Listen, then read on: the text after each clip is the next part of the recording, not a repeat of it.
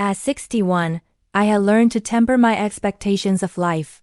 Not because I was cynical, but because the world had stopped surprising me. After a while, everything began to feel familiar, almost rehearsed. My name is Elaine Parker, and when this story begins, my life moved in a soft, predictable loop. Coffee at 7. Water the ferns at 8. Check my small online quilting shop before lunch. Call my daughter twice a week.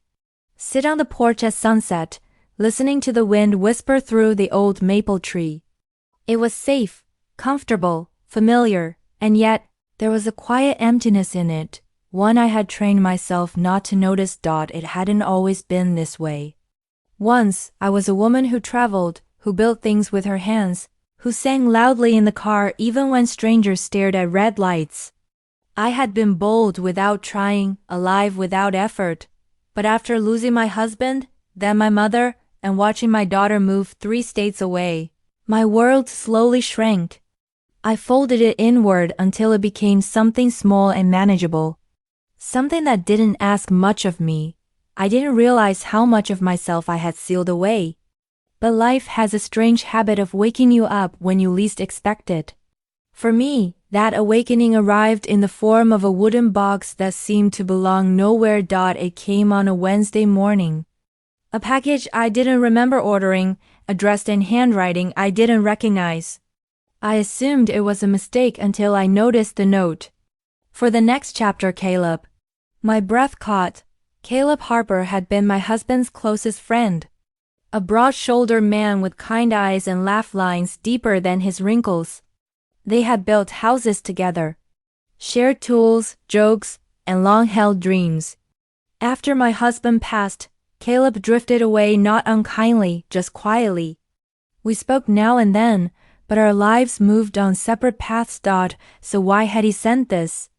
I opened the box expecting something ordinary, something practical. Instead, I found a hand-carved wooden puzzle box, elegant, intricate, made by someone who understood wood like a language. It wasn't something you could force open. It demanded patience, understanding. Beneath it lay a note. This was his last project. He hoped you'd finish it. My chest tightened. I hadn't been prepared for that kind of closeness. A memory so sharply shaped it lodged itself in the quiet place I had kept carefully barricaded. I traced the carvings, and something inside me shifted, like a rusted block finally giving way. At 61, I didn't believe anything could reach that deep. But something stirred a spark, a pull, a reminder. Within the hour, I found myself in the garage, brushing dust off my husband's old workbench, opening drawers untouched for years, lifting tools that still carried the imprint of his hands. I hadn't expected the puzzle box to fit into my life, but finishing it would become the doorway to something far greater. The first day I tried to work on it, nothing went right.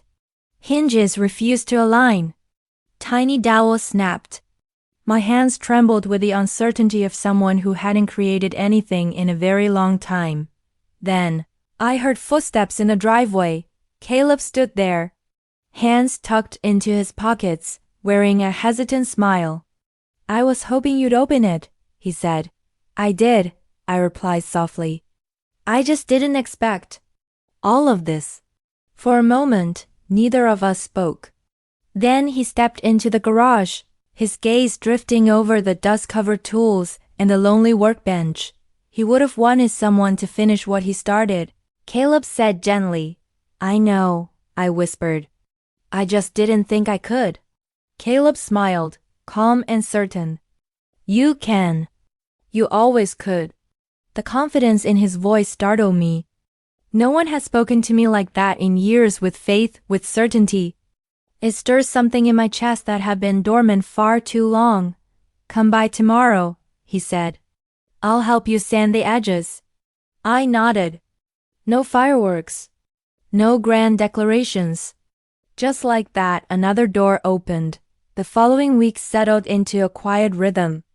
Caleb stopped by after his morning job, bringing fresh pastries and small stories about the neighborhood. I brewed tea, rolled up the garage door, and let sunlight spill across the workbench. We worked in comfortable silence, broken by sawdust-filled laughter or my soft mutters of frustration. I was learning again how wood responds, how patience creates beauty, how hands remember even when the mind forgets. One afternoon, as we shaped the final sliding panel, Caleb paused and looked at me. "You're glowing," he said with a warm chuckle. I blinked. "I'm covered in sawdust." "No," he said quietly. "You're alive again." The words landed harder than he probably intended. Alive. Had I truly faded that much? That night, I washed my hands slowly, watching curls of sawdust disappear down the drain. When I looked at my reflection, I saw someone I hadn't seen in over a decade. A woman with purpose. A woman with curiosity. A woman rediscovering herself. By the time the puzzle box neared completion, I realized something important. I wasn't finishing it for my husband anymore. I was finishing it for me. One evening, Caleb stayed late. The sun slipped behind the maple tree, bathing the garage in amber light. As I worked on the interior panel, he sat across from me, unusually quiet. "What's on your mind?" I asked. He exhaled slowly.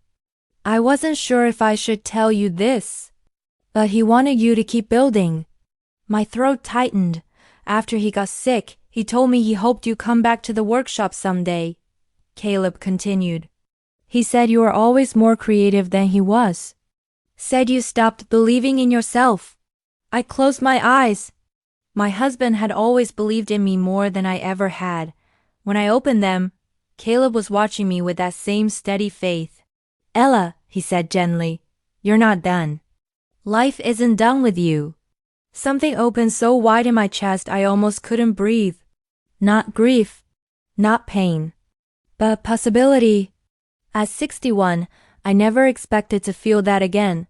We finished the puzzle box on a bright, breezy Saturday.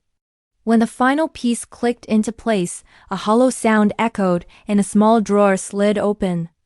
Inside was a handwritten note from my husband. My hands shook as I unfolded it. "If you're reading this, it means you found your way back to yourself. Keep building.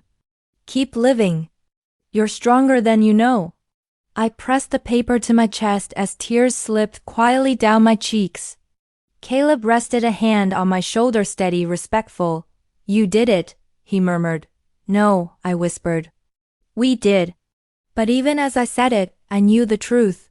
The one who truly unlocked that box was me. That project changed everything. I started carving again, then painting, then taking classes at the community center. My small online shop grew into handmade wooden art pieces. Orders came slowly at first, then steadily, but the greatest change wasn't in my work. It was in me. My world expanded again. Inch by inch. Courage by courage. I laughed more. Tried new things. Stepped outside my routines.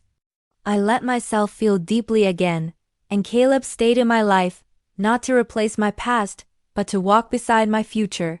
One autumn evening, we stood beneath the maple tree, watching the leaves fall. "It fits," I said softly. "What does?" He asked. "This new chapter. This life. I didn't think it would, but it does." He smiled, warm, gentle, understanding. "I'm glad." I glanced at the puzzle box resting on the porch railing, its carvings glowing in the fading light. "I didn't expect it," I said. "But something opened inside me." "What opened?" Caleb asked. I breathed in slowly, letting the truth settle. "Hope," I said. And I didn't realize how much I'd missed it. For the first time in decades, I wasn't watching life pass by.